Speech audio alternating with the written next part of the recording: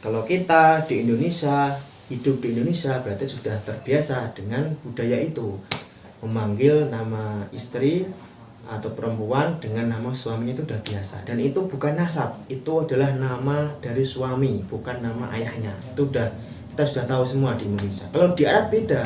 Di Arab ya namanya satu orang ya, Ahmad bin Muhammad bin Khalid bin siapa itu udah biasa.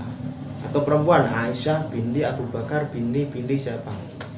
Di Indonesia kita tidak seperti itu, berbeda. Dan syariah mengakomodir dengan adanya kaidah fikih, yaitu al-adah muhakkamah. Selama adat atau kebiasaan itu tidak melanggar syariah, tidak melanggar prinsip-prinsip Islam syariah, maka keberadaannya diakui oleh Islam atau syariah itu sendiri. Itu kaidah sudah disepakati oleh ulama sejagat raya, tidak ada yang menolaknya.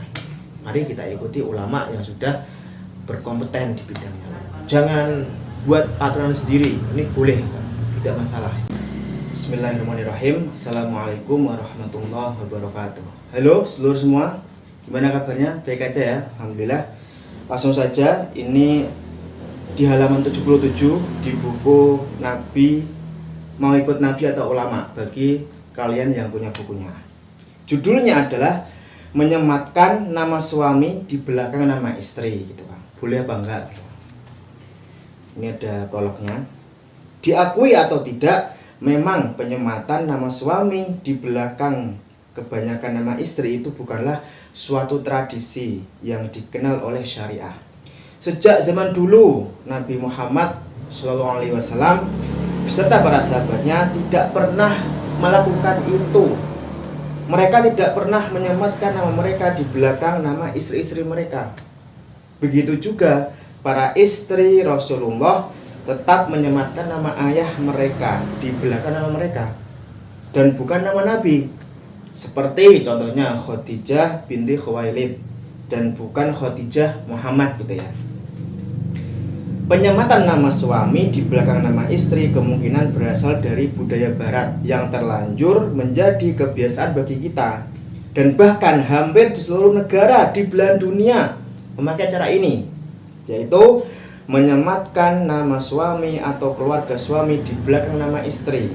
Padahal sejak dulu kala orang-orang semua menamakan dirinya dengan nama nasab, yaitu nama ayah kandung mereka. Biasanya diberi pemisah dengan kata ibn atau ibnatu untuk perempuan, yang kalau di Indonesia dikenal dengan sebutan bin dan binti gitu ya. Namun penggunaan bin atau binti ini lama-kelamaan menghilang. Sekitar abad ke-14 Masehi, orang-orang sudah tidak lagi memakai kata bin untuk memisahkannya dengan nama ayahnya. Jadi yang awalnya Ahmad bin Hamdan menjadi Ahmad Hamdan. Kemudian tradisi berubah lagi, yang hasilnya cara ini hanya untuk perempuan. Kalau perempuan justru ketika masih perawan nama ayah yang disematkan di belakang namanya. Tetapi ketika ia sudah bersuami, nama suami atau keluarga suamilah yang menjadi nama belakangnya, dan biasanya ditambah dengan awalan Miss atau Nyonya. Awalnya bernama Mariati, setelah menikah dengan Andi Setiawan, namanya berubah menjadi Nyonya Mariati Andi Setiawan atau Mariati Setiawan. Tujuannya sebagai tanda bahwa Ibu Mariati itu istrinya Bapak Andi Setiawan. Berikut penjelasan soal praktek ini terkait boleh atau tidak boleh, tentu dengan menjabarkan dua kelompok yang memang berseberangan, yang mengharamkan dan yang membolehkan. Jadi begini lor, di Indonesia itu ada fenomena, dan ini sudah dilakukan oleh mungkin kebanyakan orang atau semua orang gitu ya di Indonesia. Itu biasanya kalau sudah bersuami istri, sudah berkeluarga, itu biasanya istrinya itu dipanggil dengan nama suaminya. Misalkan istrinya namanya Khadijah, suaminya Ahmad. Khadijah dipanggil namanya Bu Ahmad, bukan Bu Khadijah. Itu biasa gitu ya. Atau misalkan yang lain lah, banyak gitu kan.